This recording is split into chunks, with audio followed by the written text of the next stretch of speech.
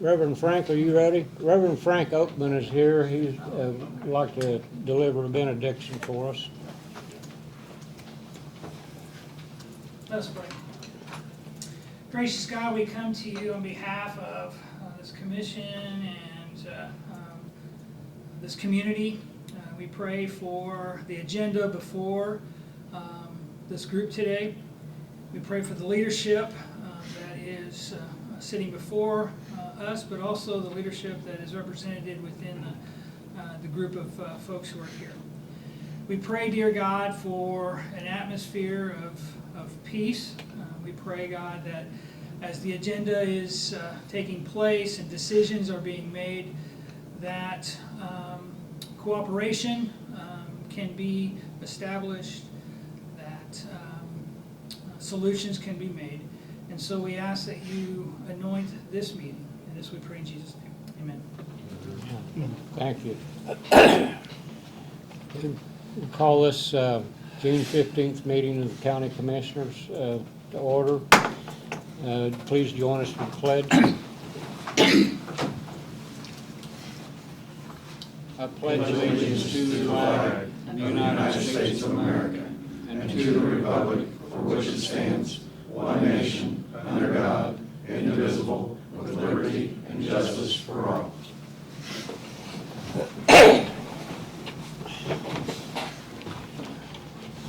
Welcome, everyone. And we'll begin with the approval of the minutes of our June 1st regular meeting. Is there any additions or corrections to the minutes of our previous meeting? Move to approve. Okay, we have a motion by Dale, second by Mark, to approve minutes of the June 1st meeting. All those in favor signify by saying aye. Aye. 3 ayes. Department reports. First up is Community Corrections, Michelle Dudley. Hi. I need to get approval for the 2022 grants. They're due July 9. So I need a letter of approval from the commissioners for community corrections, court recidivism and reduction, which is the drug court, probation, prosecutor's diversion, and jail treatment services. Everyone's asking for the same amount that was granted last year, with the exception of drug court. And drug court is going to ask for an additional $68,164 for a full-time case manager for salary and fringe. The rest of us are asking for the same.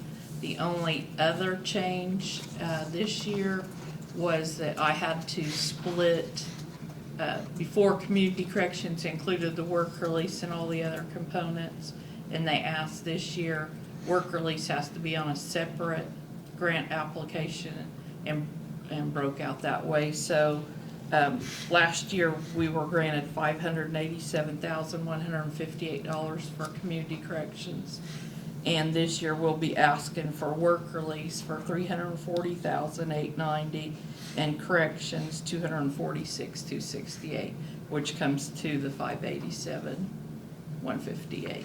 So I Okay. just need commissioners' approval for us, all of us, to submit our grants. So this year you had to break them out separately. Yeah, for work release. Okay. You provided the necessary paperwork here to Jane, haven't you? Yeah, that letter. Yes. I'll just write up top. We just have to sign that right there, so. Just this letter Yes. only? Okay. All right. Move to approve it. I'll second it. I have a motion by Dale, second by Mark, to approve the application for 2022 budget for community corrections. Is there any further question? All those in favor signify by saying aye. Aye. 3 ayes, Jane. I'll go ahead and sign this letter right now, Michelle.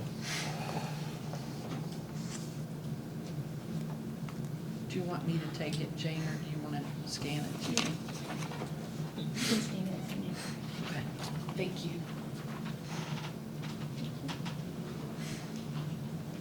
Okay, Is Joe Lisa Bates here?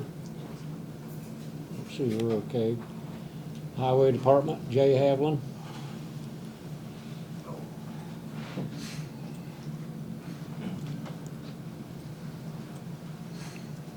Good afternoon.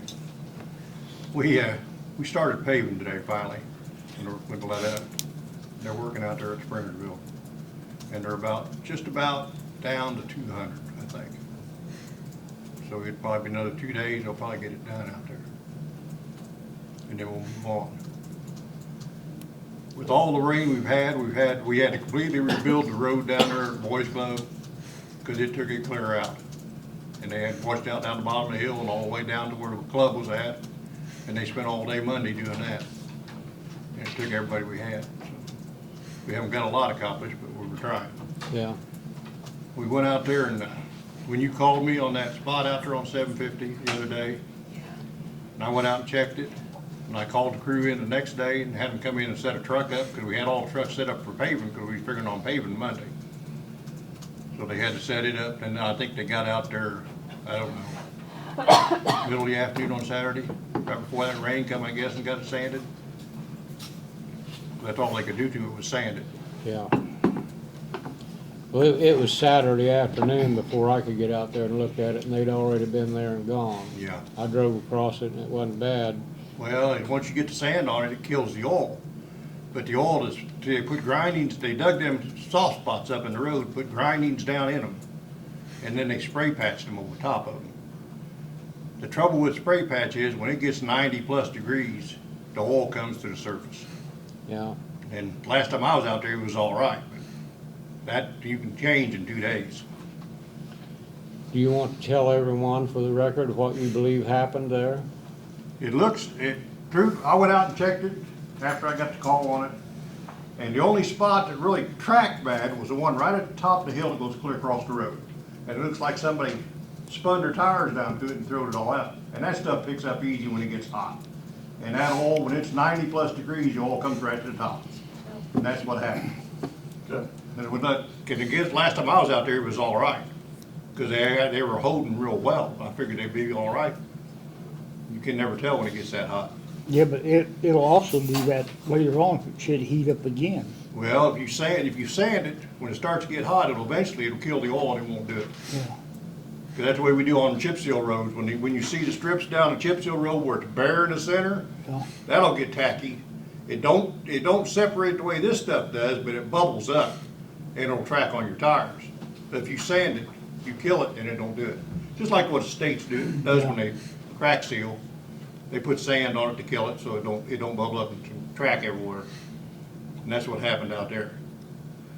Well, it appeared that someone with a dually truck stopped on that very spot and did a big burnout and tore all that That's up, which amounts to nothing more than vandalism. And that's what started the whole thing tracking down through there. And once it started tracking, it's gonna go all up and down the road.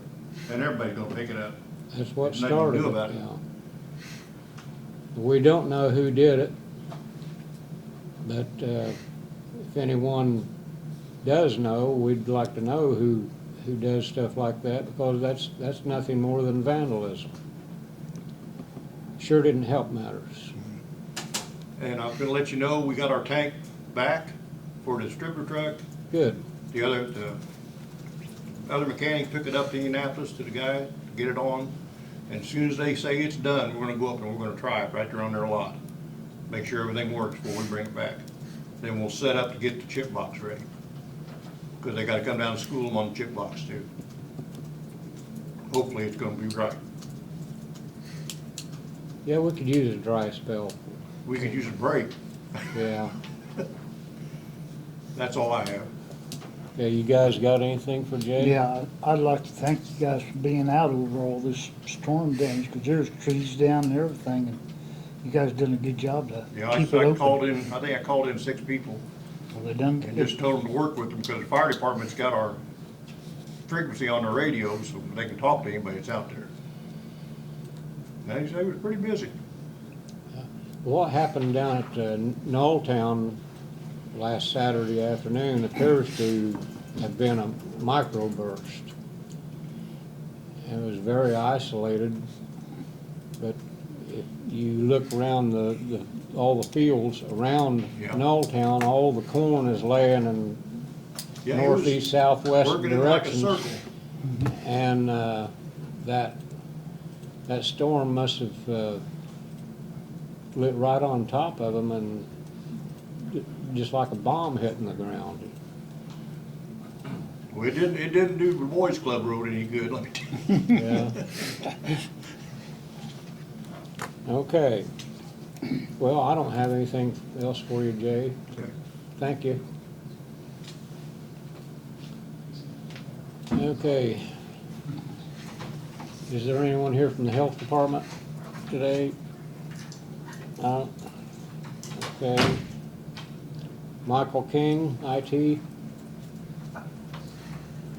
Just have two real quick things. I put that Dell quote in your boxes. These are the computers for the health department. I was here about a month ago, and we got those approved for $618 each, and I had ordered those. They went on back order because of all the supply issues due to COVID and supply chain stuff that's been going on.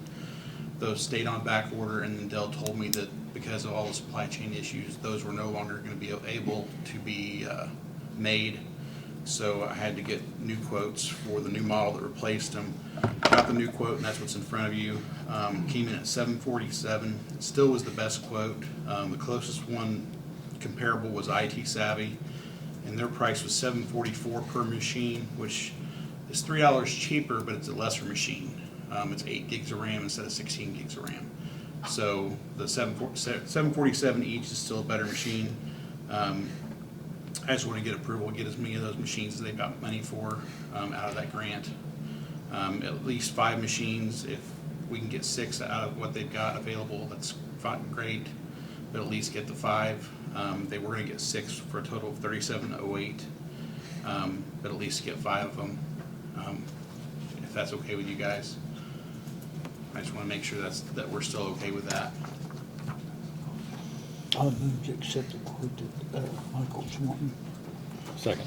Okay, we got a motion by Mark, second by Dale to accept the most recent quote on the, you say these were Dell machines? Okay, Dell computers. Any further question? All those in favor signify by saying aye. Aye. 3 ayes, Jamie. And then I was going to be on vacation the week of July 4th. That's the 5th through the 9th, I think it is, unless you guys have any problem with that. Sorry, I can't let you go. Make Got sure too you much- got your vaccination Yeah. before you go. Well, it's just like normal for me. It's a staycation. I can't go anywhere, so I'll be in Rushville or around the area. So I'll be available if any emergencies happen that I'm really needed for. But you know, I'll just be here around here if I'm really needed. But Okay, Mike will be here to cover. So so you'll be off the week of July the 4th. yeah, All right. those 4 days. Michael Wilhelm will be here Yeah, most of the week, won't he? he'll be here all 4 days. Okay, all right, good enough. Okay. Anything you guys need from me?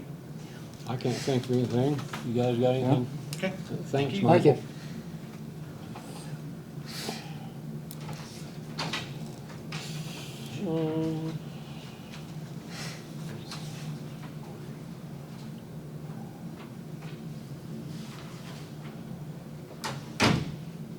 Okay, I've got, on down the agenda here is Area Plan Director Bill McDaniel, but Bill, I'll wait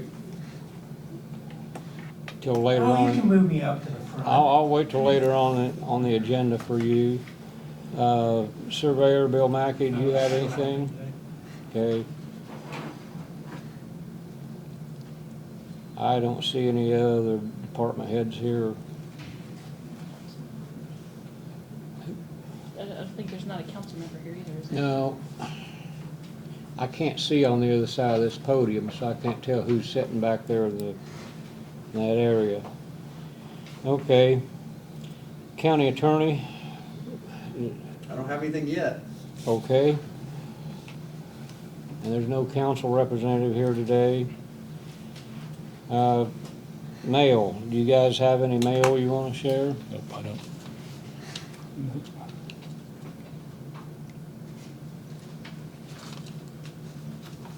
Okay, I'll check my notes here. I have none either. Okay, under old business, we have proposed ordinance number 2021-05 to amend ordinance 93-7 concerning confined feeding operations. Is, Well, that didn't take long, did it? okay, Okay. Well, just first of all, it's the, because it left it with you last time if you had any questions, because there's a lot of things to go through. But I think before we get going, if with any questions you might have, is that the county commissioners have three options with regards to the recommendation. Number one, you can adopt it as recommended. You can amend it. Now, if the commissioners decide that there's any amendments they wish to make, if there's more than one, I strongly recommend that you would make each one a separate motion and a separate amendment. So each one can then be dealt with separately, one by one with the Area Plan Commission instead of dealing with them as one bundled item. Okay, then the other option is to reject it. Now, one thing the commissioners have to do under the Indiana Code, if you reject or you amend, what you need to then provide is for the Area Plan Commission a formal letter stating that these are the changes, or this is why we rejected it. You need to explain why you made that decision. And then we get in time, then we would then add it to the agenda for the next Plan Commission meeting. And that's the basic procedure right there of what to deal with after whatever your pleasure is this afternoon. Okay, if there's any questions that any of the commissioners have based on what I presented to them a while back.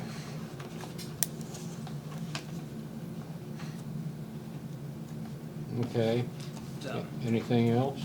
no, so if you have any questions of me, please ask. I don't at this moment. Okay, Mr. Munson and Mr. The, Nobby? the way this is set from the April meeting, if this is approved and goes before, or if this is approved, a person has a right, the public hearing has a right to a public hearing through the BZA. Exactly, so the only change at the public hearing was that on the amendments, was that it got rid of the by right use now. So anybody that comes forward with one has to get a special exception, which is what it was before the current ordinance. Now, the current ordinance that we had, the attempt was that we had 3 public hearings for confined feeding operations. 1 was rejected, 2 were approved. Now, the idea behind the process we went through, and is a long one, was that the goal was to try to rationalize it, the process, because there's always a lot of strong emotions, a lot of strong opinions. So I think in a way perhaps we over-rationalized it, which made it very difficult for basically to get one approved. Primarily, so that's how we got where we are. And so if the commissioners were to adopt it as is presented, it will actually be stronger than what was before the current confined feeding rules, because with that one, it didn't have anything in there for setbacks or anything else along those lines. It was very minimal.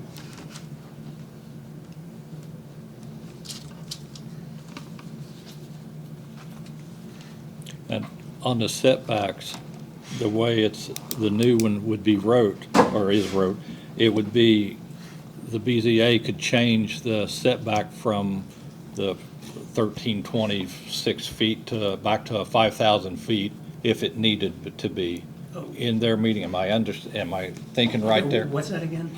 On the setback, if under the new one, it's at like a 1,326. It's a quarter mile for everything. Right. Quarter mile for And everything. then but at the the BZA can reset that to like a 5,000 if Well, it needed? There is the authority to make, reasonable changes. That's sort of the question always gets in, and I think that the attorneys have more fun with the reasonable person thing than I would.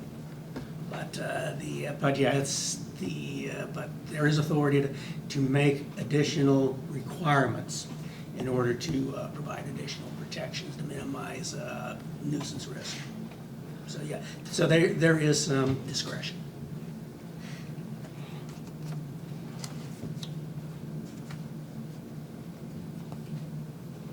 I think that's all I've got. I will return to my seat. Okay. Mr. County Attorney, you also serve as attorney for the APC. Do you have any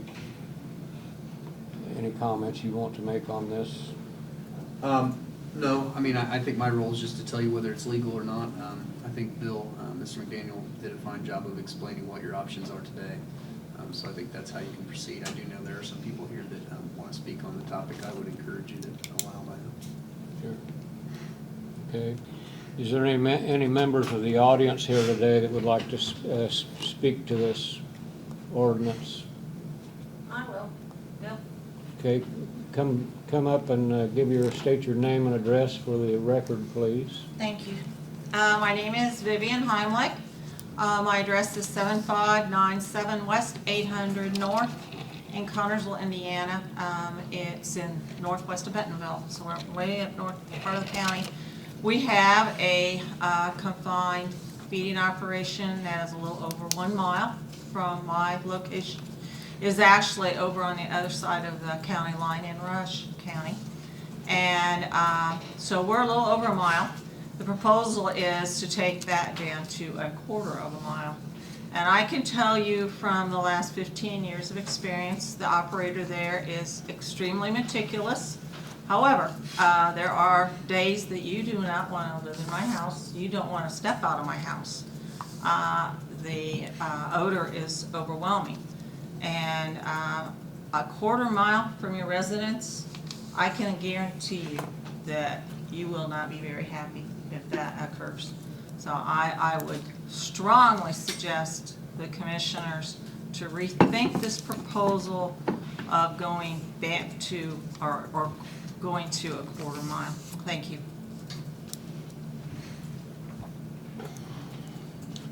Is there anyone else? Yes, sir. Come up and state your name and address for the record, please. Yeah, good afternoon, Commissioners. My name is John Bills, 140 Wells Drive, Springboro, Ohio. I'm actually here to speak on behalf of my parents, Mark and Dina Bills. Okay. I'd sent out a presentation, or I'd sent it over to Bill. I'm not sure if you guys got a copy of it. I brought a couple extras if you would like a copy of it that I was going to run through. That'd be fine. Looks like you might already have one there.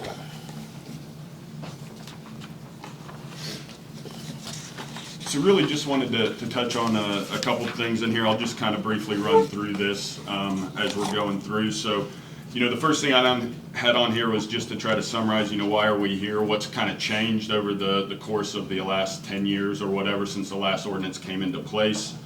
Some of what I perceive as benefits to the current ordinance. I also completely understand Bill's perspective and going through and work on what he's with him. It can be complicated at times, and the need to streamline it may be there and to improve upon it. So, I'm not actually against that, but just want to make sure as the commissioners consider it that they take both sides into account and try to weigh the balances of making it just as streamlined as possible. That could be to the detriment of neighbors as they're coming in. So it's just trying to strike a balance between the applicants that want to build a CFO versus the residents that are going to be living in and around the CFOs. And then I wanted to talk a little bit more specific about a couple of those items. So as we dive into this, I will state this was the presentation that I gave at the Area Planning Commission. So one of the things in here I spoke about was the need to keep it as a special exception and have a public hearing. And I was glad several people brought it up that day, and I was glad that got added in. So that part in here is irrelevant now, since that was added in, unless you would choose to amend to take it back out. But I'm grateful that that part at least got added in before it got presented to you guys here today. You know, flipping through, so the current ordinance was adopted back in 2011, you know, and talking to Bill and getting some of the facts, you know, since then, there's only been one application that has gone through the process. So, and it's not been denied, it's still in the process of going through it, and it has been, you know, somewhat long and drawn out, and I understand that, but it's hard to say that it's not working or that it's just completely wrong. Just because one has gone through it and it didn't automatically get approved. You know, that's part of what it is finding a balance in there. So I guess I just want to point out that while there may be a need to help this, it's not like there's been 50 applications go through with only one of them getting approved or something. It's not been tested a lot of times. So, you know, it's only been tested this one time. County staff has noted that the current point system is too difficult to manage. It's complicated. And again, like I said, I kind of understand that, and you know, it is a lot to understand. I've spent a lot of time going through it and trying to understand it, and it is kind of complicated, so I can understand the desire to try to, you know, make it a little bit more manageable and easy for the public to understand and the applicants. So, you know, I can understand the reasons for that. But like I stated before, you know, this isn't just changing away from a complicated system, it's removing a lot of the protections. It's taking out things that are in there that encourage an applicant to do things to help the neighbors and to help protect the citizens of Fayette County. So I want to talk a little bit about it. It's not just about streamlining it. They're reducing the setbacks, like was mentioned, going down to a quarter. They're taking out water rights for the current residents. It now can get closer to schools, which impact kids and different things. So there's a lot more to what is in the ordinance than just making it easier to manage. It's actually reducing some of those rights. So I want to make sure at least everybody understands what those are and what's being reduced in them. You know, the benefits of the current ordinance, you know, Fayette County, like Bill just stated up here, they spent a lot of time going through it, you know, and I wasn't a part of that process. I believe probably some of you maybe were, and others that were on Plan Commission were a part of it.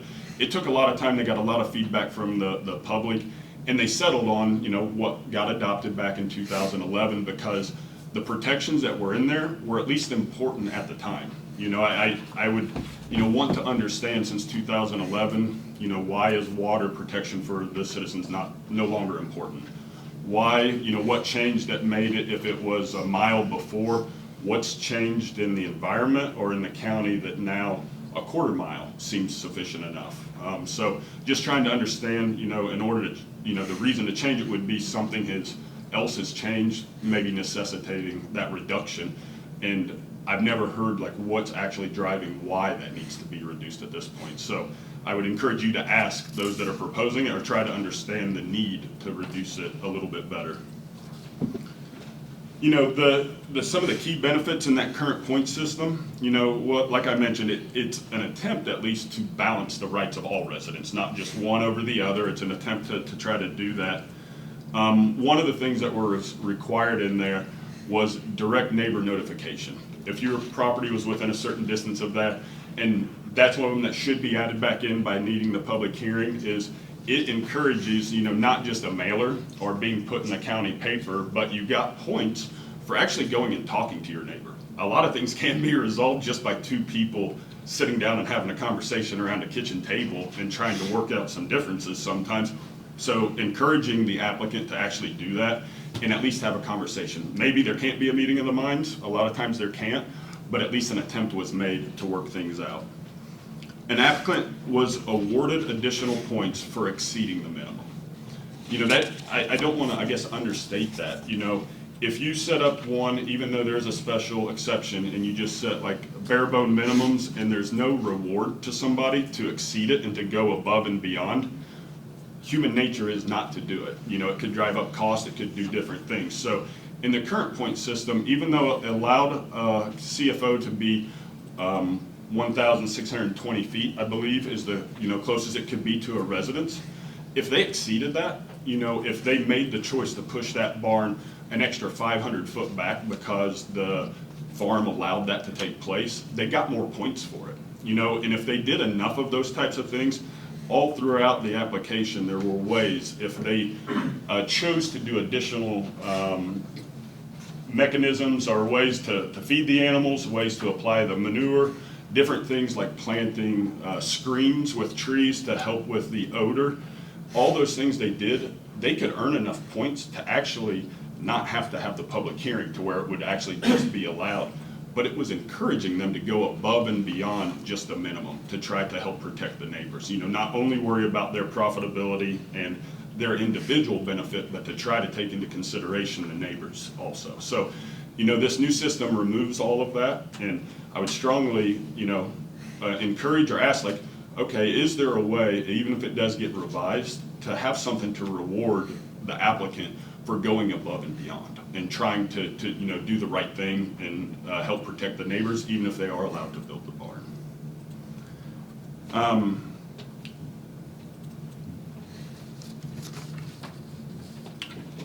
The proposed new ordinance drastically reduces the current protection of residents. No right to be notified of the application. It is now, there will be at least a notification that has to go in for the paper to allow people to come to that public hearing. However, there won't be that direct communication requirement anymore. It also removed the current ordinance, you know, not part of the point system, or it wasn't a nice to have. It was that they were required to do a water study.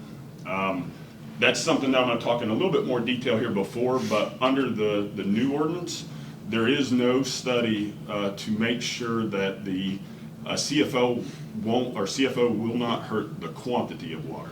There are mechanisms to measure the quality that's done at the state level, you know, that it doesn't pollute the surrounding areas, but regarding quantity, there is no permit application, nothing, no tests that need to be done before the hog barn is built. And we'll talk a little bit more about that in a moment, because that was some misconceptions before that it was being regulated at the state level, and it is not currently regulated at the state level. So we'll talk a little bit more about that.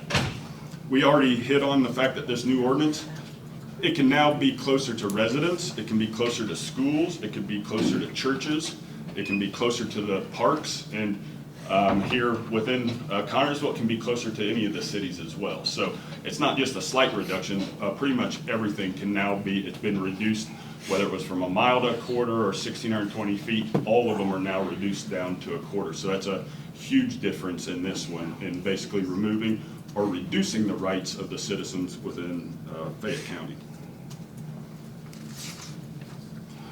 A little bit more on the water piece, because I do think, you know, with it being completely removed, that is something that is pretty important. The staff in APC had made some claims during the different planning meetings that the DNR regulates water quality and quantity, and therefore it doesn't need to be managed here at the local level. I actually spoke to Mark Bash with DNR Water Rights and Use, who runs the department. I would encourage you, if it's not something that's acted on today, for any one of you to reach out to him. He was actually a wealth of knowledge. He's very unbiased in the information he gives. Obviously, he's a state employee there or whatever, but he shared a couple interesting pieces of information on there. You know, he let me know that DNR only regulates what they call a significant groundwater withdrawal facility. That's any facility in the state, whether it's a CFO or an industrial site or whatever it might be, if they're drawing more than 100,000 gallons of water per day. So that's obviously a significant amount of water. It's in the name of the regulation there, but they're only going to monitor over 100,000 gallons per day. And this is only a registration. You don't have to get a permit. You don't need to go out and do tests at the site ahead of time. They don't do anything on the front end. All that means, if it's a significant water, greater than 100,000, and they cause a neighbor's well to go dry, the state will step in and work with both parties to try to come to a resolution. There's no guarantee of that, because they don't always know what that resolution might be, but the state will step in after the damage has already been done to try to broker a deal and force the applicant to fix the problem. But again, only over 100,000, and only after the damage is done, after it's gone dry for the neighbor. If it's under 100,000, according to Mark, there's, like we said, there's still no registration or permit. So not only do they not need a permit to build it, they actually don't even have to tell the state. They don't have to register that well because it's not considered significant. However, under 100,000, Mark was clear to state, it can still cause problems for neighbors' wells. I can speak up to Northwest County here. When a neighbor puts in a standard residential well, there are neighbors that have had problems with their well water that maybe not go dry, but they have a reduction in pressure, or if you put in just like a standard well at a barn, not a CFO well that needs to pump 25 gallons per minute or more, but just a standard well, it can cause reductions in pressure when you're in certain parts of the county. I have no doubt there are aquifers, there's areas in the county that have more than enough water to support this. But there are also areas within the county that the maps, the different things they say, may only produce 2 to 10 gallons per minute. So just allowing a carte blanche, we don't need to even look at it anymore, could be dangerous to any of those residents that live in those areas where there's a low water pressure already or low water there. And nobody's there to help them ahead of time. You guys had a regulation in there that did require the applicant to do a study by a professional hydrologist or geologist to make sure that it wouldn't harm the neighbors. That's been removed from here. And I don't really understand why it's no longer important to the county to protect the water rights of the neighbors or the residents surrounding one of these new buildings. So that's probably one of the most critical ones that I guess I would like to make sure is just fully understood. There is no permitting. The state won't regulate it. If it's under 100,000, they don't even step in to assist you with it. It's basically would be up to one neighbor to sue the other neighbor about causing their well to go dry. At that point, they may not have water at their house, and they can't take care of their family, the needs of that, and they gotta wait for the courts to sort out whether or not to do something about it. So the damage would be done far too long, and there's not a state agency to step in and help, and I can't imagine the county commissioners or anybody here wants to get caught up in the middle of it. Again, these water studies aren't overly complicated. I've actually got a copy of one that we did when we were dealing with a previous issue with the CFO that's in there that we had done. They're not overly expensive. And basically what they say though is on-site testing needs to be done before one of these is built. If you're in one of those questionable aquifers, you need to go out and drill a well and actually test to see how much water's there.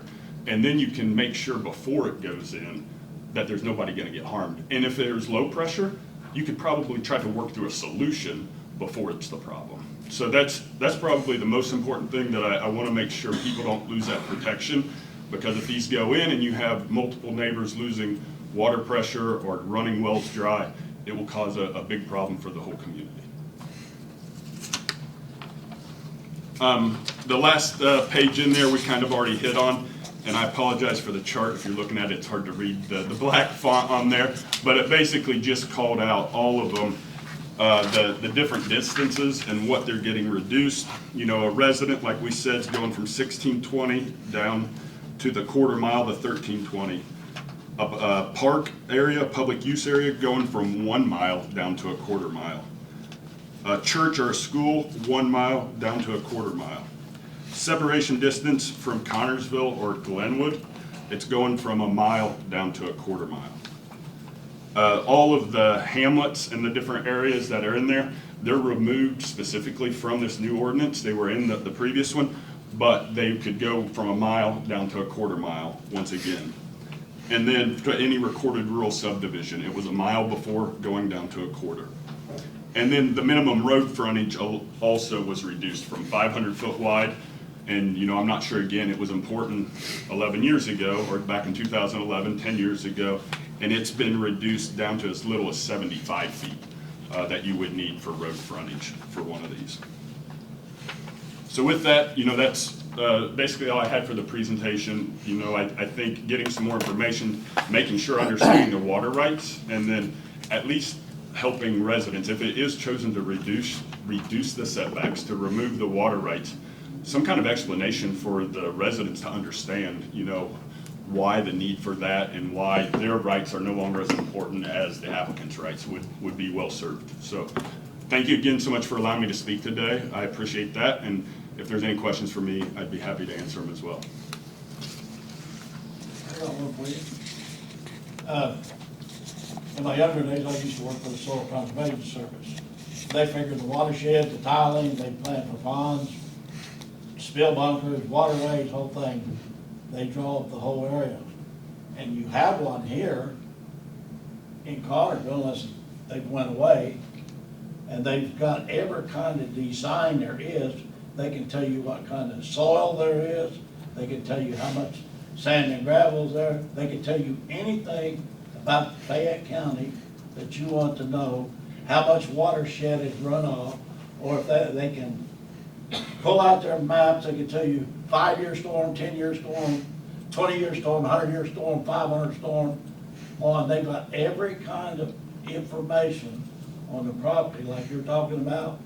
They could probably be useful to you, I don't know. But I used to work for them, I know, and we used to run a level and design these things, so they might be useful to you. And you bring up a good point that one of the through this last application and going through that, one of the things that came up is that just the water study portion, it's complicated. There is a lot of technology to it, there's a lot of science that goes behind it, and it does need to be left to some of the experts, so I can understand it's a little bit difficult, maybe for everybody to be able to understand that.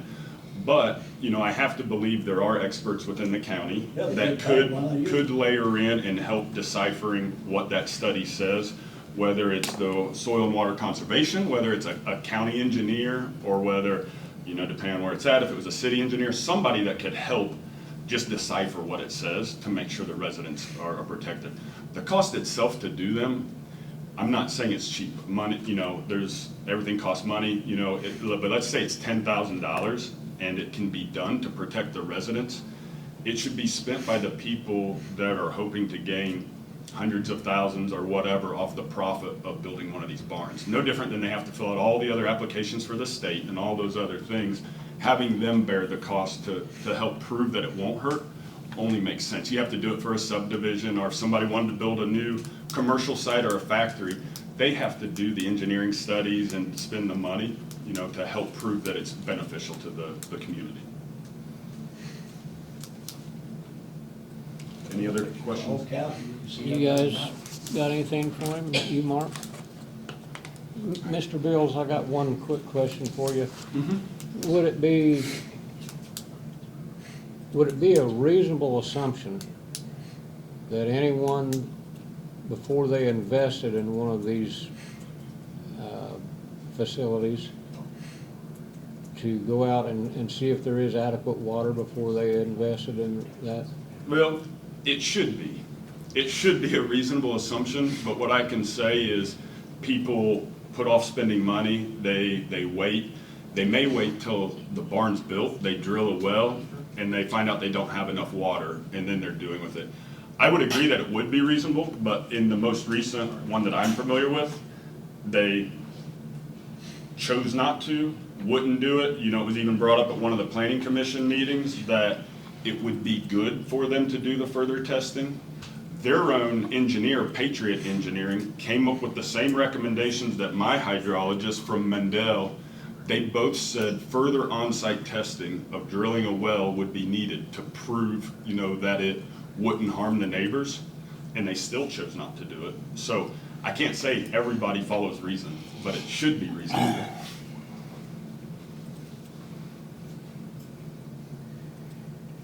Okay. I don't have anything else right this moment. Thanks again for the opportunity just to share some thoughts. I do appreciate it. Have a good afternoon. Is there anyone else present that would like to speak? You, sir. Come up and state your name and address. All right, for the record, please. That was really dramatic. Goodness. I'm so sorry about that. I had my legs crossed too long. My name's Scott Jones. I'm an attorney from Cincinnati, and I represent the Bills family. I want to address a couple of points that John brought up, just to highlight a couple of things that I think are really important for why we're here today. The first one is you're legislatures, right? I mean, you're enacting laws, right? And as a society, when you do that, what you're really doing is you're affording protection to people. Think of a speed limit, right? Why do we have speed limits? Well, we have speed limits to protect people from people who would drive otherwise in an unsafe manner. And when you look at what the current ordinance does right now, it offers protection to your citizens. And in particular, with respect to the water study that is required for an applicant for a CFO that has to aver, a hydrologist has to aver that the operation of the CAFO would not negatively affect either the quality or quantity of the water that's involved. So I've been coming to Connersville for a couple years now through this whole process, and in one of the meetings that we had, Mr. McDaniel talked about the effort that was gone through in 2011 to enact this ordinance. The amount of time that was spent, how thoughtful it was, how much diverse opinions they got in crafting the current ordinance as it exists. And you look at it now where we've had one CAFO application in a decade, and we want to completely change what is existing now. And the question is why? Why are the protections that this group, not necessarily you all, but the county commissioners in 2011 decided was important for the residents in terms of protecting them from water quality and quantity adverse consequences? Why is that no longer important now? Because that's obviously what this ordinance does. And we have not seen any type of study that has been offered by the county. We have not seen any type of economic study offered by the county in terms of why this change is necessary or what is motivating this change. I do have here the water study that John mentioned.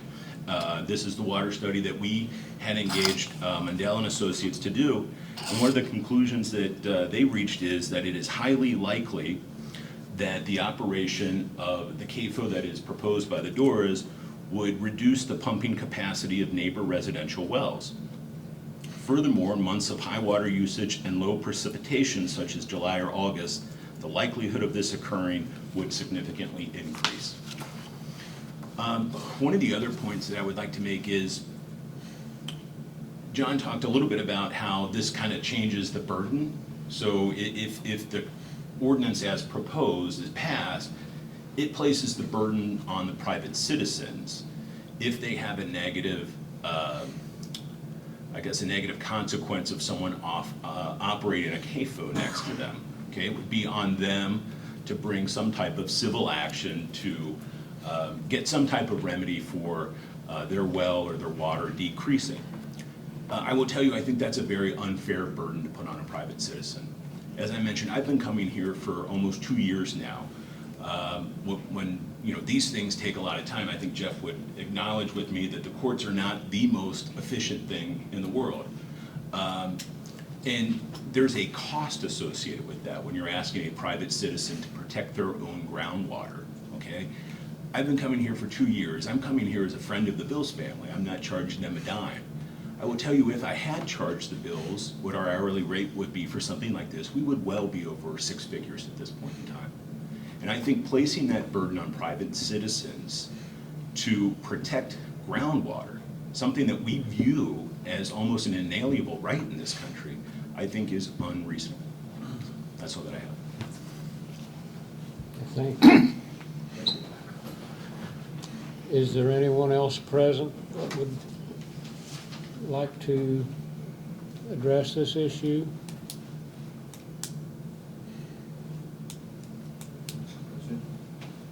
Please come forward and state your name and address for the record, please. My name's Gary Naylor, and I reside at 4898 North, 550 West, Connersville. I'm a past commissioner, a current APC member. I spent several years trying to look at Fayette County as an economic development county, and a county that we can improve our economics and our growth. And as the Bills, Mr. Bills stated, We've had one applicant in a decade for the CAFOs, and there's a good reason why. The current ordinance is a good reason why there hasn't been but one applicant. With that water quantity study requirement language that we talk about, no one's interested in ruining the neighbors' wells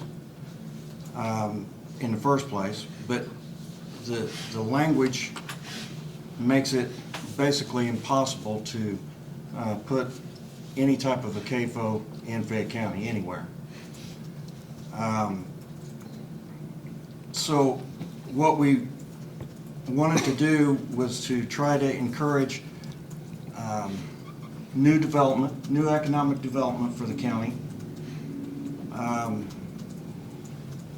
Our new language by no means opens the door for invitations for companies to come in and build. I think by reducing, it's a little misleading by our language, but we had no other way to state it. But actually, the quarter mile only adds a handful of parcels that could be built on that our current ordinance allows to. So it doesn't allow any more area to speak of for anyone to build on.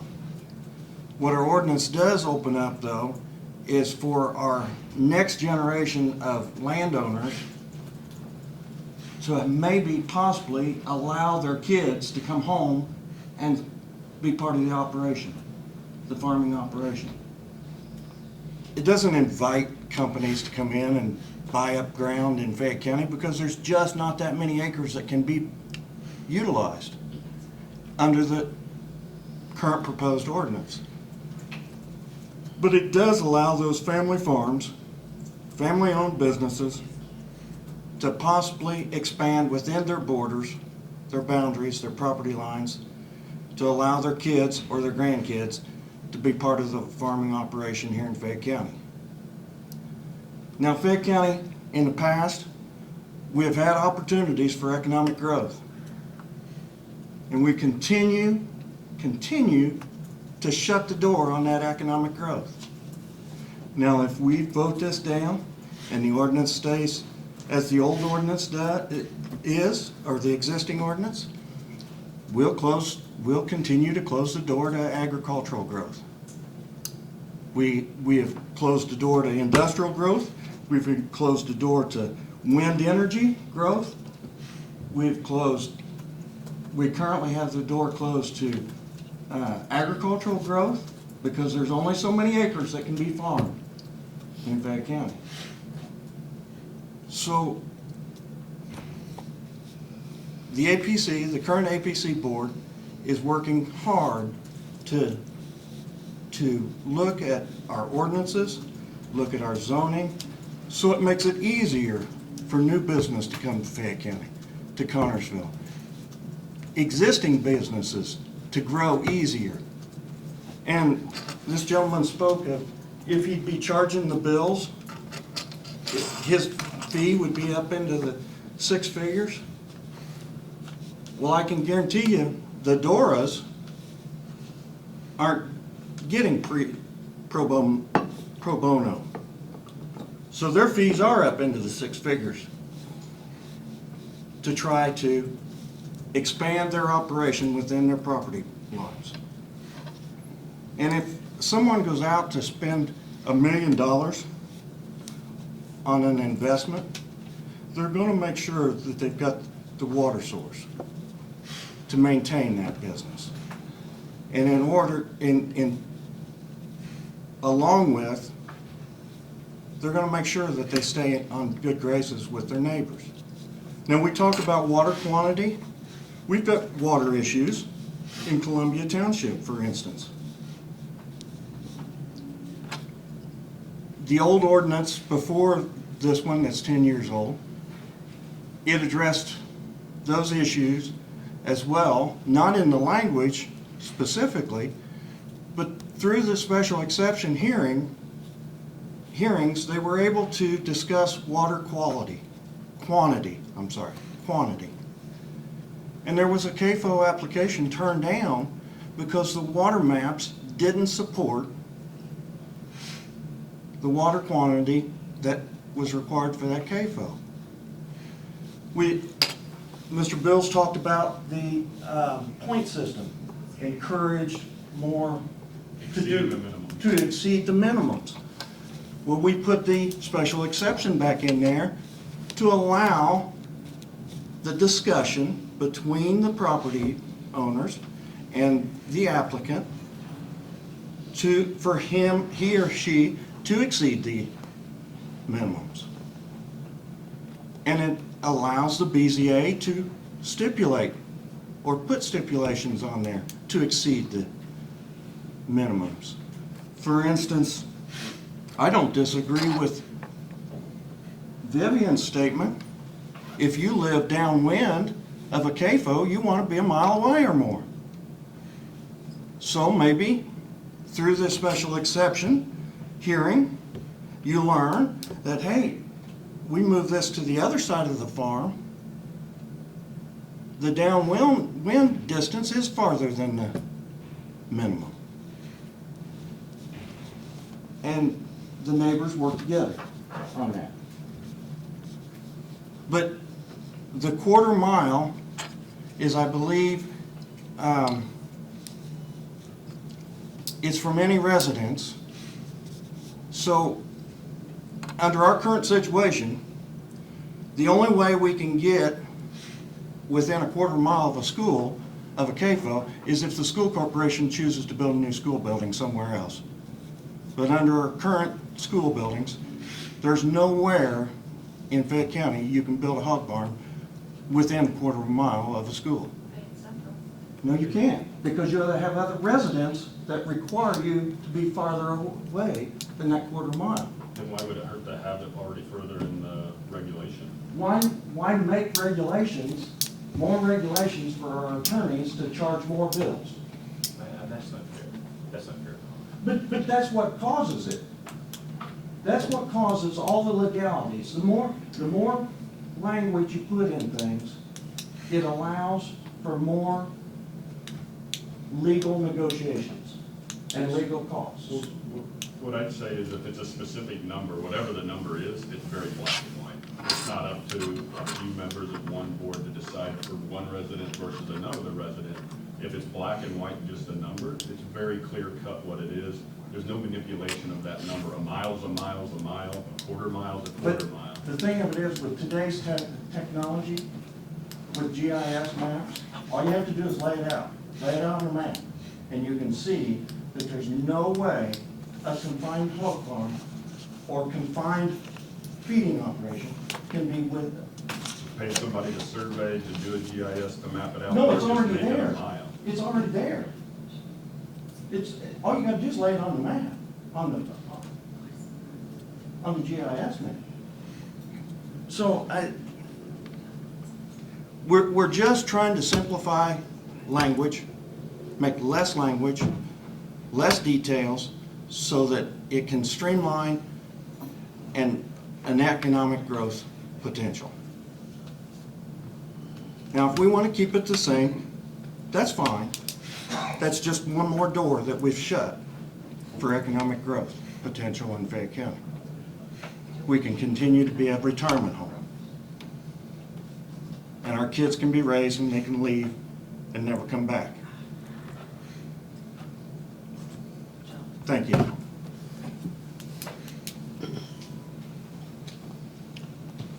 Okay, is there anyone else present today that would like to speak to the issue? I just have a question. Okay. I know we're all talking about water, but we're not talking about air. You need to come up to the podium, sir. Yeah, sure. Give your name My and name's, your address. my name's Richard Hahn. I live out on 450 West, 450 North, 300 West. Specific address? 450 West, County Road, 300 North. And, I'm just kind of curious. I haven't heard anybody talk about the air quality. Has there any air quality studies getting done? I have an air background, so, I know the particulates that's coming off this kind of operation is gonna be, you know, it's almost like breathing human waste, it's hog waste or whatever. I'm just you know, I'm just being curious about the fact that, you know, she's talking about the air, you know, how bad it is at her house. I don't live, you know, I don't, but I've drove past them, so you know, I'm just kinda curious, you know, do we do air studies to actually check to see what we're actually breathing, you know? Cause you know, I care about what I put in my lungs and, you know, breathing manure all day, okay, you know, we're talking about, we're moving a mile, you know, move the operation past this farm so that the air can flow past it and have a further distance. Okay, but what happens when the direction of the wind changes and it's blowing the opposite direction the next day? I'm just, you know, I'm just trying to be an air advocate. I just want to know if there's, you know, do we actually address the air quality as well as the water? Because I know the water's critical, but so is the air. So I just wonder, that's my question. Thank you. Okay.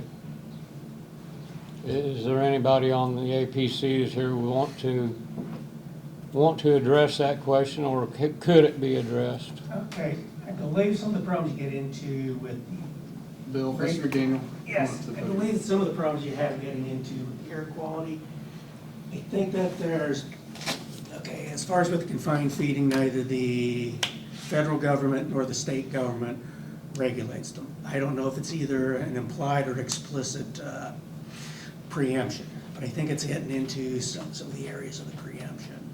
If I'm wrong or if I'm right, but I think that, but because my understanding going all through this was okay, just like we do not have the authority to regulate how manure is applied, because that's through the state chemist office. I believe that since IDEM does not regulate the actual air quality on these, I believe that, if I recall correctly from these conversations we had 10 plus years ago, that this is out of the authority also with the Area Plan Commission requiring and testing the air. Things may have changed. I really do not know. I believe that may be the case. But, because I haven't come across anything with any confined feeding, even other states, that there were actually regulating the testing, regulating the actual air quality. And whether it's the particulate emissions, hydrogen sulfide, they weren't being regulated by any of these. And I think that also goes back up to, you know, federal with the EPA with CAFOs. And like I said, I believe that is the case. I believe that's the case still. But now, and I may be wrong, but I do believe that is correct. Okay. All right, thank you, Bill. Nobody else is. If you have any, commissioners have any questions or comments for me while I'm up here. I've got a question, and I'll give this to you, Bill. Yeah. How much time has the APC devoted to the development of the changes in this ordinance? Okay, well, the process started with the request from the Plan Commission members last year. So for, you know, multiple months as I was preparing documents, and then there are also some other, such as stripping out the original language from the last ordinance and stripping everything out, the point system and everything else out. So we did have discussions at the Area Plan Commission meetings, and I assume the members were also reviewing the documents on their own. As far as giving in hours, I can't hazard a guess. Yeah, would you say that the effort has been considerable? Yeah, my guess. Okay. Is that a fair assumption that this business wasn't done in a day? No, it wasn't done in a day, and it wasn't done in a vacuum, because each time we went through it was on the agenda with the Area Plan Commission meetings. Okay. I mean, there's nothing secret, nothing else done with it.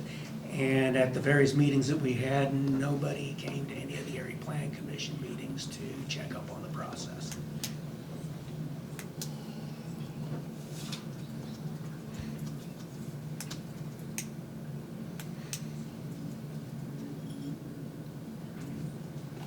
Okay. You guys have anything else for Bill? All right, thanks, Bill. Okay. And, all right, and do you have any thoughts on what direction you might go with this right now? Well, we'll decide that here in a few minutes, I guess. I would direct, at least ask the attorneys involved, the attorney for the APC and the attorney, Mr. Jones, that represents the Bills family. Has the APC followed the legally required process in developing the changes of this ordinance? Yes, I believe they have. Do you agree to that, Mr. Jones? I have no idea what they did, so I can't agree to that. Okay. I mean, I have not been provided any, for instance, if there was any type of economic study done that would motivate what the impact would be for this area, I haven't seen anything like that. Well, if those things are not required in the process that the APC has already followed, then that wouldn't be a part of it, would it? Well, I have no idea what they did, so I can't tell you Okay. whether it was right or wrong. Does anyone feel that this ordinance gives an unfair advantage to one interest over another? Are you asking me, sir? Either one of you. Jeff, you want to go first? I don't feel that there's an unfair advantage to either applicants nor adjoining property owners. It's almost a lawyer-like question there. Yeah. But I would assume Mr. Jones's answer is going to differ from mine. It does in the absence of understanding what's motivating the change. You know, why are these water protections that were important in 2011 no longer important now? You know, what is the economic impact of one of these things? I haven't seen anything from the county to suggest that it's $5 or $100,000. No idea. I'll say something, and this is not my opinion, because a beautiful part of my role is that my opinion matters not. Okay, I'm only here for legal advice on whether or not. I will tell you though, and I think Mr. McDaniel's done a good job explaining that. I think one reason the APC looked at this, which is important, I think, to note, is that while Mr. Jones and the Bills discussed the fact that we've only had one applicant, so what's the problem with it? The APC interpreted that the exact opposite. The reason they wanted this reviewed was because we have effectively said, we believe, not we, the APC believes that this ordinance has been scaring people from even applying. That it's essentially effectively saying it's very, very, very difficult, if not impossible, to have a confined feeding operation in Fayette County.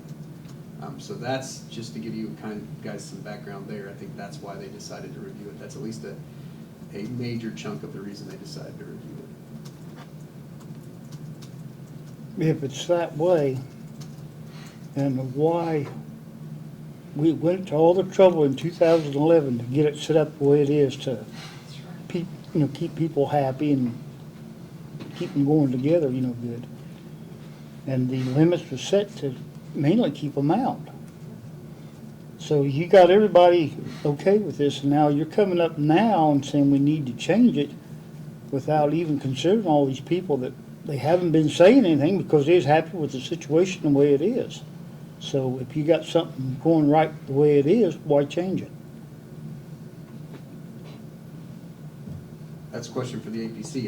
Their impression was it's not going right because they've not had any agricultural growth. Yeah, but we haven't had complaints out of normal people either, until you still try to come back up with one. And that's your right to. I would advise the board, if your intention is to not have confined feeding operations anymore in Fayette County, then you should not change it. If that is essentially your intention, you're very close to that.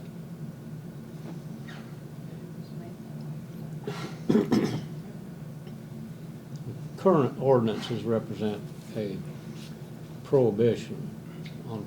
Not an express prohibition, but just about the very next thing, yeah. Okay. And I wasn't around, I can't speak to whether that was intentional or unintentional, but that is essentially its impact. would anyone involved in this process, including the attorneys and the APC members,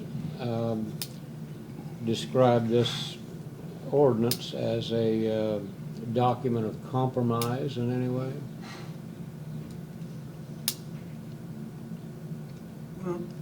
It's obvious that some farm interests are definitely not getting everything they wanted, and perhaps people on the other side of the argument are not getting everything they wanted. I have taken the time to watch all the APC meetings where this was discussed, and I've heard, I wasn't present, but I did hear what went on in your public meetings. Can any one side say they've been completely ignored?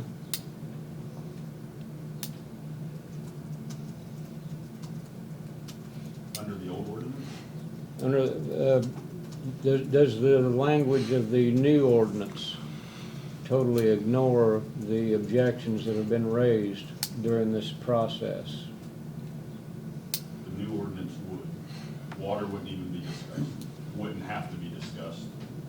In the new ordinance, it basically would be up to the APC board. As they mentioned, it can come up and they can choose to do something, but there's no regulation that said they would have to do that. So if they happen to want it, they can just allow it to go through by meeting just a minimum. They don't have to, but, so no, it wouldn't necessarily be protected under the new ordinance.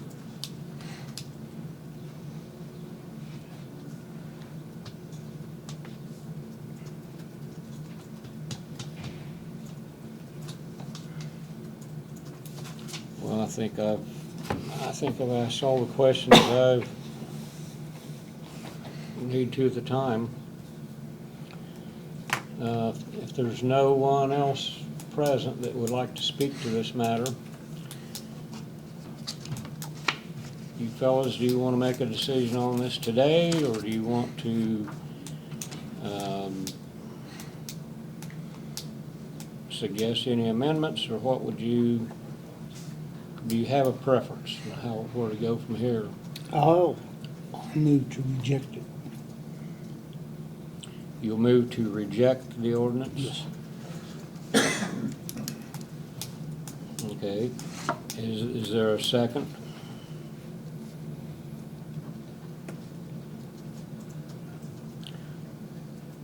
Is there a second? Going once? Twice? 3 times? Mark, your motion dies for a lack of a second. Now, where do you want to go from here? Can we ask one more question? Sure, you can ask all the questions you want. Bill? Yep. I'm understanding it's back to the water issue. That can go before the BZA. Mm-hmm. Under the special exemption, they would have to, could require that to be studied at that point. Okay, and that could also be, not necessarily with the language, with the, I think one of the problems with the, was the certification language, basically someone signing off to say, you aren't gonna have a water problem. I think that may have been one of the problems also with, hydrologists and, engineers with the study. But I think the key is that the board they could require water testing. They could have a discussion about water, but you're relying on the board that sits at that moment. One board may require something if it's not in there, request something, another board may not. So this ordinance is leaving that open-ended. Certainly it's something that you would expect the board to discuss, but you could certainly have a board that would not discuss it and would say, we don't care.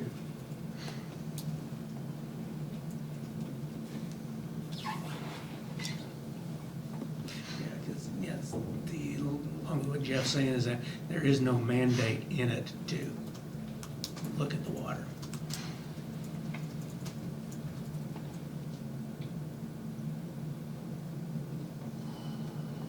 But didn't that fall back under IDEM or someone somewhere in through there? No, well, as Mr. Bills explained is that it's only within that, was it 100,000 gallon? And they don't do any study ahead of time. Exactly, It's so only that- after the fact. Yeah, so Nobody at the state there's no gets study it. at that point anywhere along the lines. There is no study, and it is after the fact, but I will let you know that is a very serious procedure at that point in time. They essentially shut the operation down and make them truck in water, which you can imagine for that type of livestock, that's a big deal. So it is a powerful stance if they're over that limit to where they're that size. It is a very lethal weapon that the adjoining property owners, or not just adjoining, but anybody in that area does have. In my opinion, that's a very strong weapon. The consideration is, what if the facility is under that? That's an issue. The thought process is they only regulate facilities that are over that because those are the ones most likely, obviously, to impact other people's water. If it's below that, then they're not impacting as much, not likely to. But as Mr. Bill stated, and I'm certainly not a water expert, one residence, a residential well may impact the neighbor. So the one technicality that, and I'm not sure, just to make sure, I don't think it has to be that the well, you have to wait until your well runs dry. My interpretation of it was once it's noticeable that your well has been impacted, you may contact them and they may investigate. And once they investigate, that's a very serious matter. That's a very, very, very serious matter, and there's long-term consequences to that, including you've got $1 million facility that you can't use anymore, type thing. So certainly, every applicant that we have before us, I would have them do as much water testing as possible if they're serious about having it. I mean, I think that's important. Because again, only over 100,000. And like the one that was currently proposed was 100,000, so it would not have been protected. But if you contact, I'll say IDEM on the water issue of running out of water, how long do they have before to come in and start testing or doing whatever they do to impact the problem or fix the problem? I know that's kind of off the wall question, but If it's over 100,000, they can shut them off immediately. They can essentially say you can no longer pump water on your property right now. And I mean, as you can imagine, if you have several thousand or whatever heads of livestock, that's a very, very serious mandate. And so you don't want to get, I guess my thoughts are you don't want to get to that point, right? Right. That's a very serious step to get to. You do not want to get to that point where you're impacting your neighbor's water. And I'm certainly not an expert in this field, but it's hard for me to fathom the idea that you would not do water testing anyway, even if it wasn't required, because you're not going to build $1 million facility and then find out you don't have enough water to feed your livestock. And the other, and Mr. McDaniel's hit on it, one reason I consider our current ordinance to be somewhat of a very close to a prohibition, if not in fact a prohibition, is that you're asking an engineer to guarantee something on some level. And that's not an easy thing to get. I mean, Mr. Bills, I believe, is an engineer, and he probably could speak to that. I don't know the answer that if well testing or if well was dug, that you could get an engineer to say, I absolutely definitively guarantee that this will not be a water issue. I don't know if that step happens or not. You could change that standard, Jeff. You could say to a reasonable degree of engineering certainty that it's not going to negatively impact. And as the owner of a civil engineering company and going through that, there is language like that it could be. But what any engineer, including Dora's environmental or geologist and mindset, is you can't do that off of looking at a computer screen and what old GIS maps said about an aquifer. You need to go out to the actual farm and drill a well and test the water to see what it is. No engineer will certify it without going out and having a test drill done.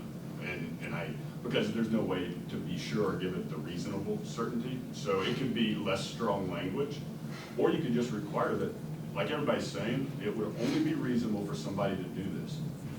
If we all think it's reasonable for somebody to do it, why not require them to do a test hole, do a test pit? It can go where the well's gonna go afterwards, so it's not a wasted cost. They're just spending it a little bit early to make sure that it's okay. And that's really all we ever wanted, was to make sure. Drill the hole, test it, and let's make sure there won't be a problem. Well, I know if I was investing my money, I wouldn't build a facility without first drilling a well. That's not what happened. That's what the doors have not done that. What if your next door neighbor comes by and puts an irrigation system in too?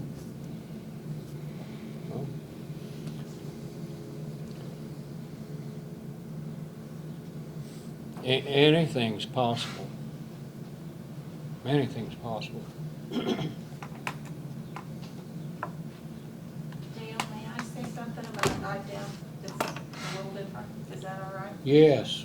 Okay, everyone remembers back when this Dion cleanup with IDEM and down Waterloo Road, Mrs. Plum passed away, they're friends of ours. My husband's grandmother, Mary Murphy, had the farm on Harrisburg Road, across the road to the south of the Dion Ford property. I called IDEM, and I talked to the gentleman you guys were mentioning earlier, at least 5 times, to check her wells. She was in, she wasn't at the home at the time, and I could not get quite a few conversations, them to come over. They didn't even have to pull the well. She has a spigot on the outside of the farmhouse. All I had to do was run water and test it. I could not get IDEM interested in coming across Waterloo Road to check her well for triathlete chloride. They said it's all going down towards Waterloo. That's the way the water's running. And they wouldn't spend a dime coming across the road to the south. And to this day, we don't know if that well was contaminated or not. She passed away a few years later, and the house has basically been empty since. So it could be very, very well contaminated, but I don't know. Okay.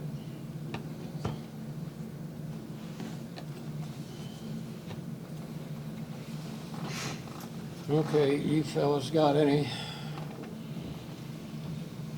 more feelings about this?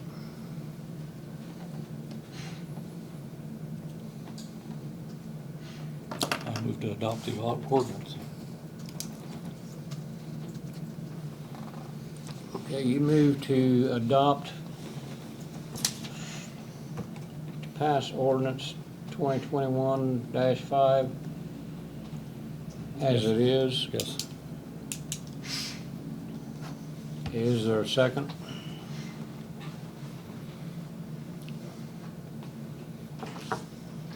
Okay, I'll second your motion.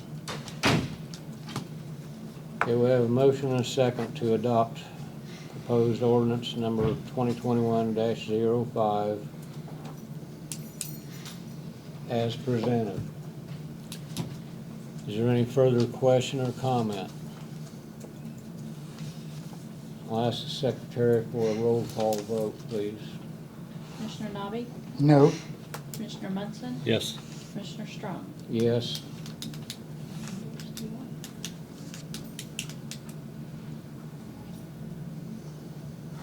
That's 2-1.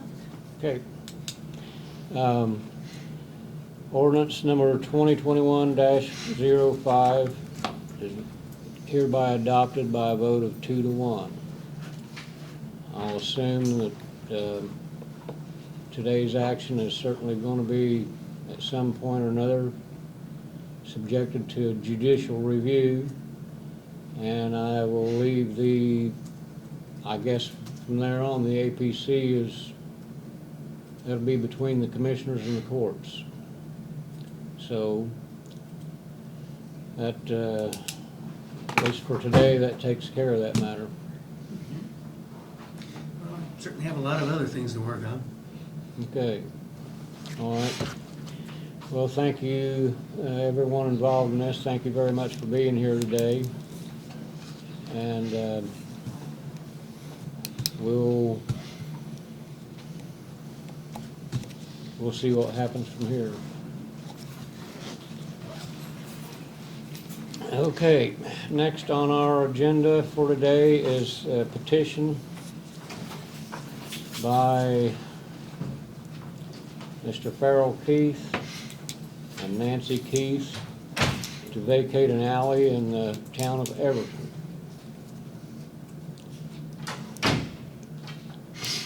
We had a hearing on this previously, and the Keys and their neighbors are back again, so does anyone have any further, anything to say about this matter that you didn't get to say during your hearing? Okay. I'll say that I went down to Everton for a second time and looked this situation over, and the east-west portion of the alley that is being asked to vacate measures, if I remember right, around 220 feet from the road to the middle of the north-south alley of that block.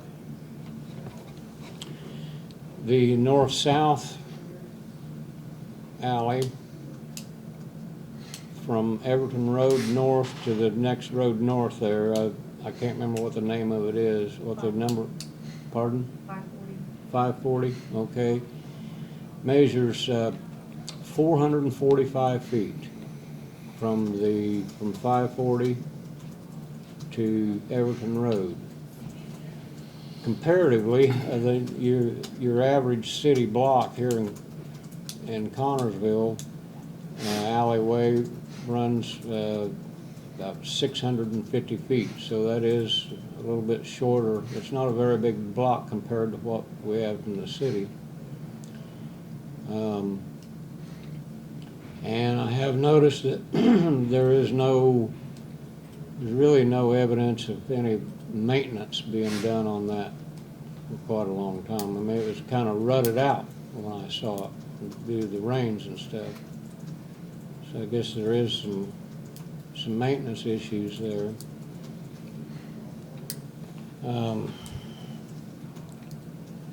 You guys take a look at that, or you got any observations or thoughts you want to share? I got a question for Jeff.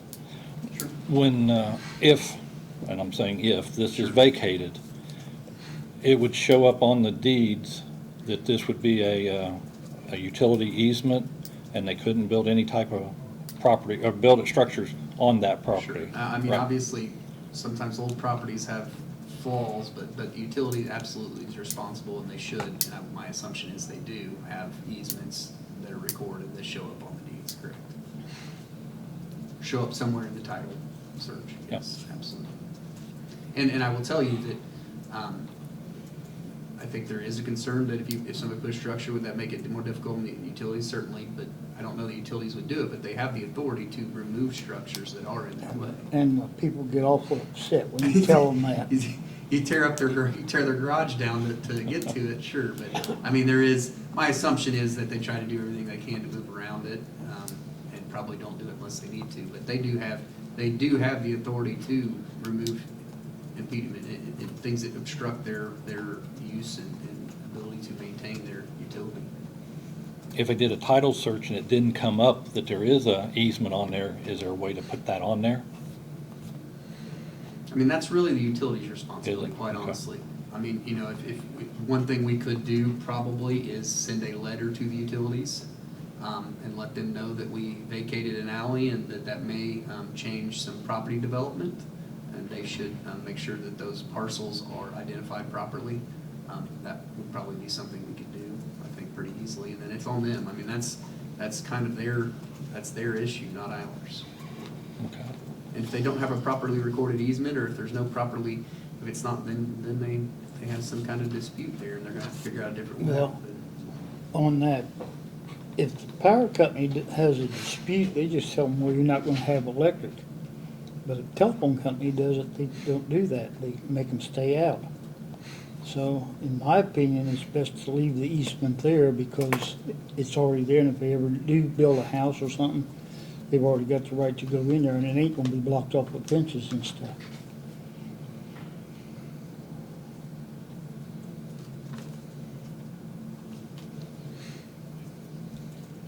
Well, if the east-west portion of the alley right-of-way is vacated, it still affords a rear access to every property on that block, either from the north or from the south, very much like any other block here in the city. Probably 99% of the alleyways here in the city run north-south, and every now and then you'll run into one that has a east-west alley, a four-way alley in a city block. In that respect, the block in Everton is kind of unique, because very seldom you'll ever find a north-west, east-south alley easement. It's usually just one way or the other. So if you couldn't go east and west on that easement, you still can. Everyone on the block could still access the rear of their homes through the northwest, the north and the south direction. So in my view, that wouldn't, closing the east-west portion of that alley would not deny anyone rear access to their properties through an alley. I don't know why it would be easier for anyone to come in from the east or west and try to make that curve there in the middle of the block.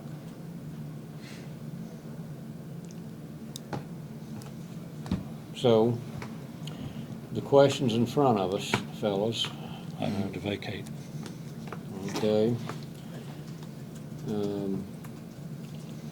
Is there a second? To do what? Vacate it. Okay. We have a motion to vacate or to grant the vacation of the alley as requested. Is there a second? Okay, Dale, I'll go ahead and second your motion. So, have a motion by Dale Munson to vacate the alley, second by Dale Strong. Is there any further question? All of it? And here again, I'll ask for a roll call vote on this matter. Commissioner Nobby? No. Commissioner Munson? Yes. Commissioner Strong? Yes.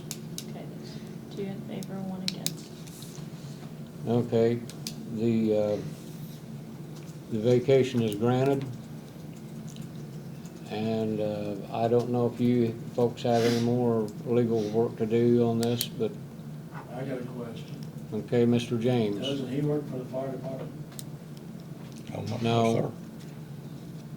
What do you do out of Everton? I'm not at Everton, I'm on Glenwood.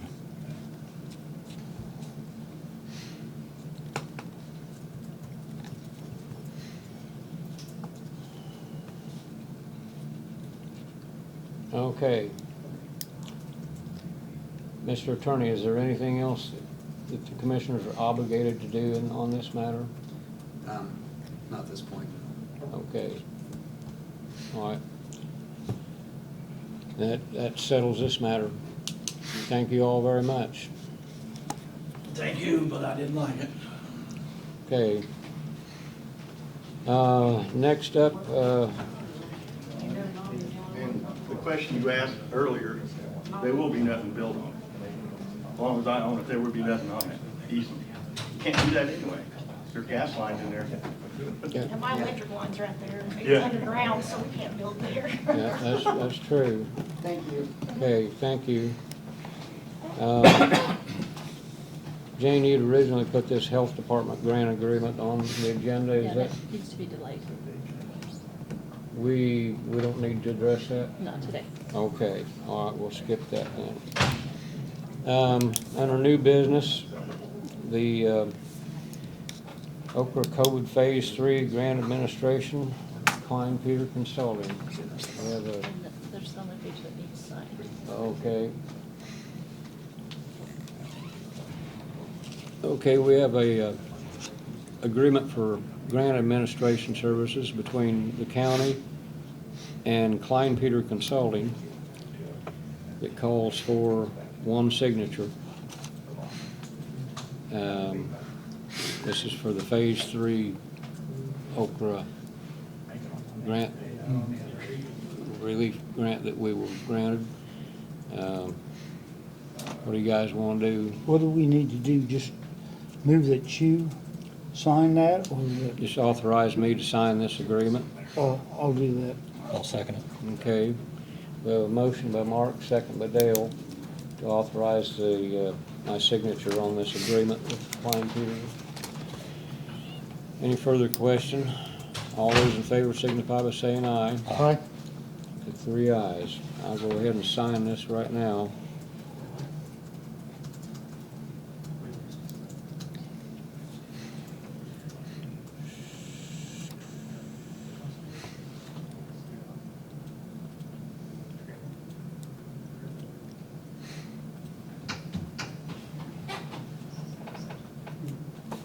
Okay.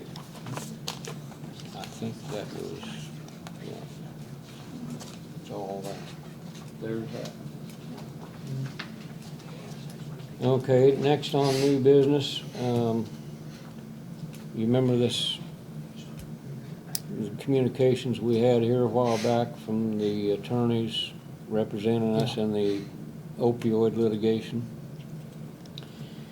They were recommending we do an opt-out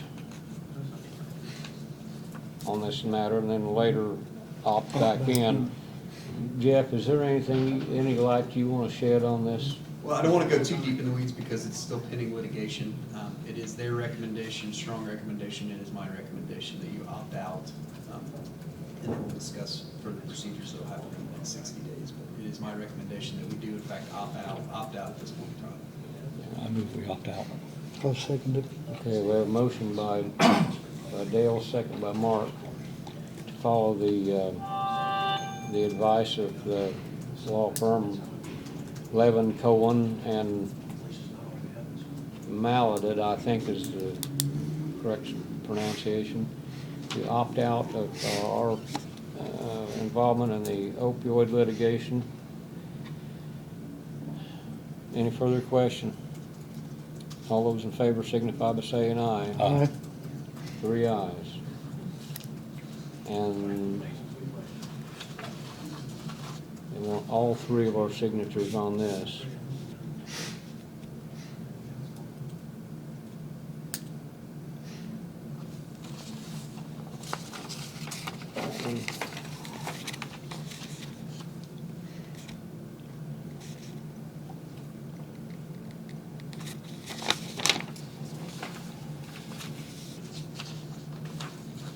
This last page only needed my name on it.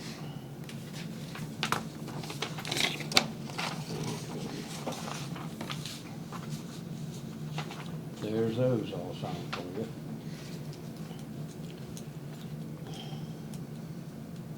Okay. Also under new business, we still have a vacant position for a veteran service officer. And we have 2 applications. And we haven't interviewed either one of them. So I was just contacted today by one of them wanting to know if we intended to do interviews. And I told them I think tomorrow's work day for you. Right? Okay. I knew I'd get your work schedule down eventually.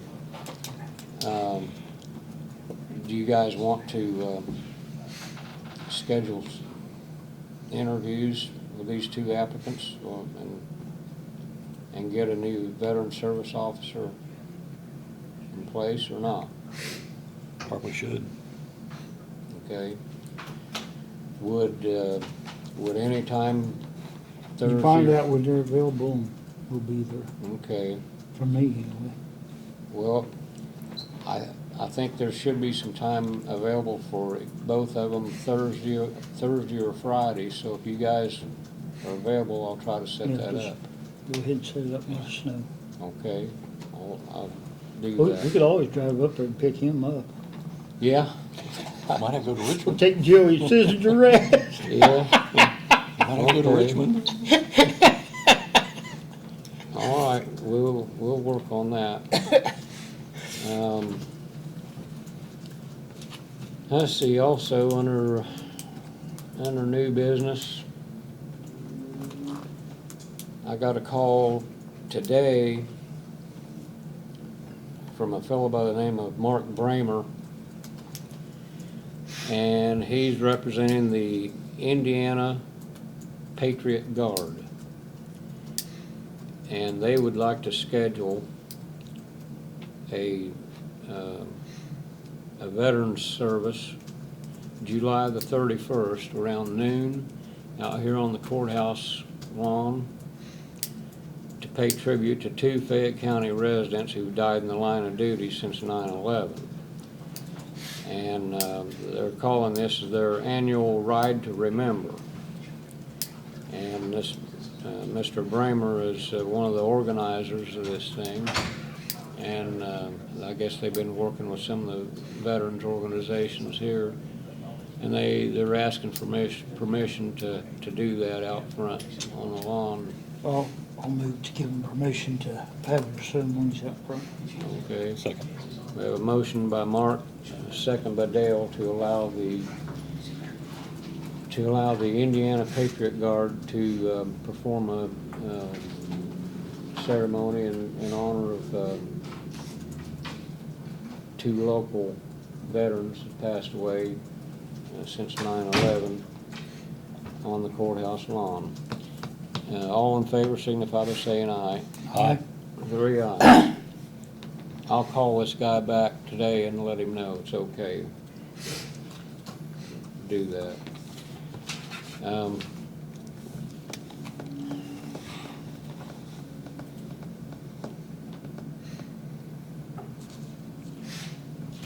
Also, 10 days from now, the commissioners' budgets are due. And we need to agree on a time when we can sit down and have a little budget workshop. Get our budgets for 2022 worked out. Why don't we do that right after our veterans thing, or veteran meeting here, veteran service officer meeting?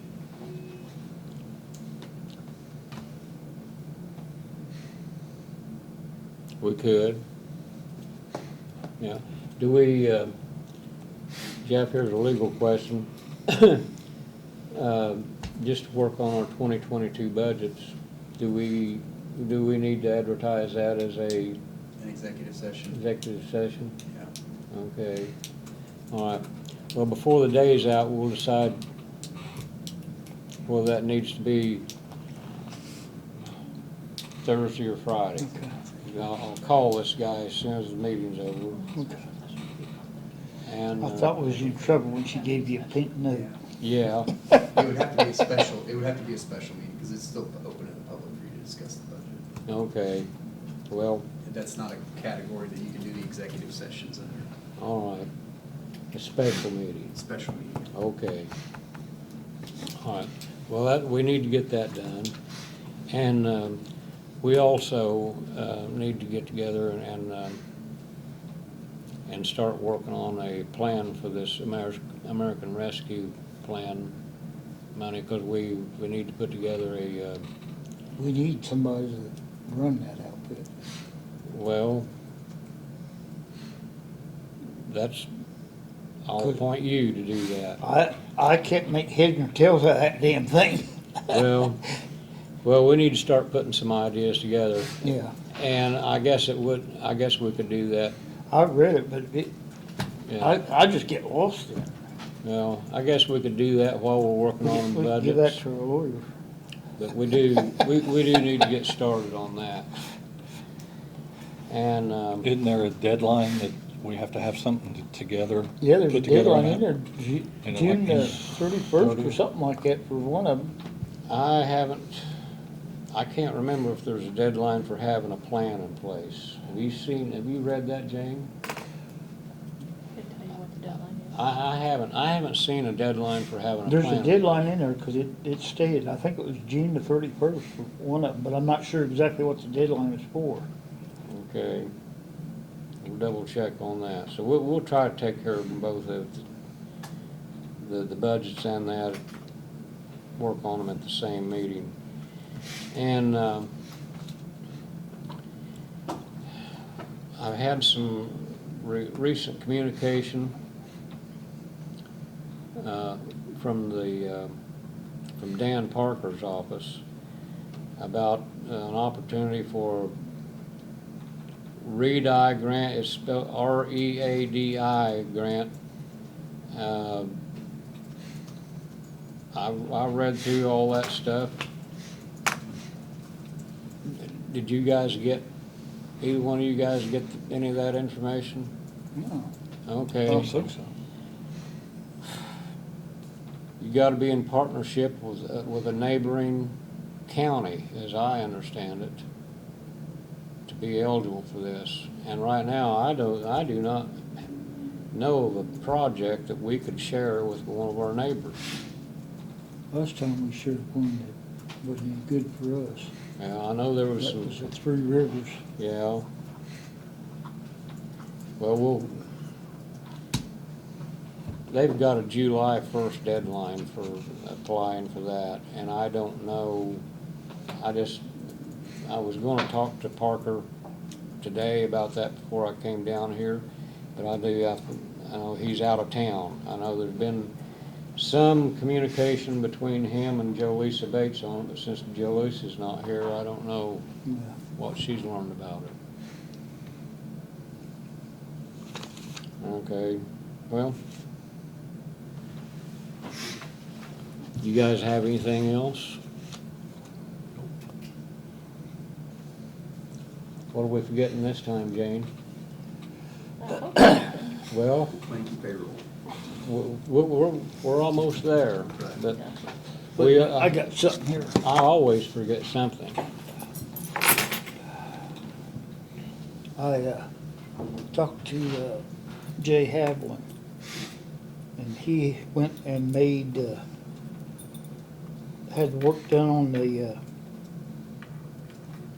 paint factory. Yeah. I told him to put locks on there and stuff so he can get in and get out and do cleanup. And he's made the locks, and that's a key for everybody, gets a key there. Okay, so there's a new key, a new lock on the For the gate? gates. Okay, I told him to change that lock out on that door too, but I don't know if he got to that or not. okay, all right. Well, thank you. Auditors and attorneys don't get those keys, huh? Never Huh? offered those keys.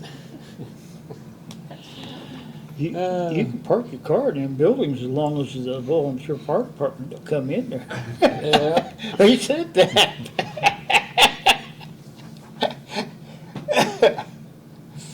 Okay, I don't have anything else under new business. Well, I'll move to do claims and payroll. Second. Okay, well, motion by Mark, second by Dale, to approve claims and payroll. All in favor signify by saying aye. Aye. 3 ayes.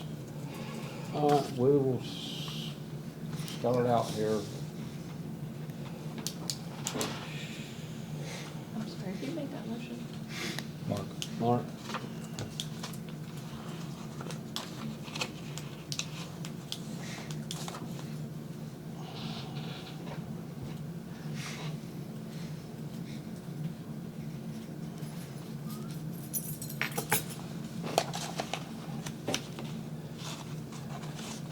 Let's see.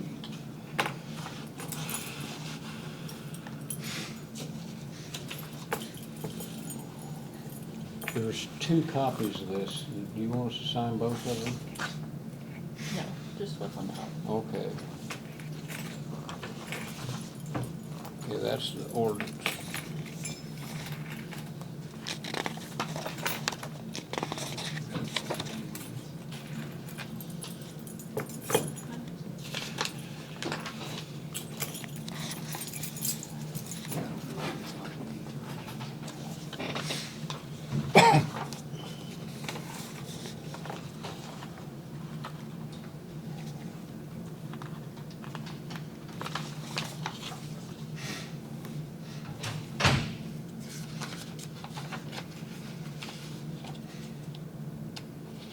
Do I sign this since I voted no on it? Yeah, you still sign it. I do.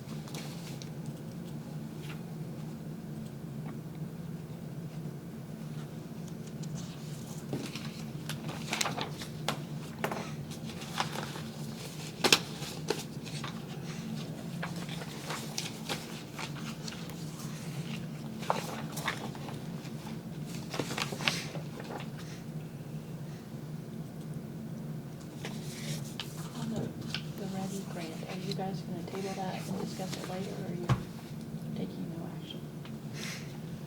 No one's actually presented anything to us on it. These guys haven't seen it. And all I've seen is some email information about it.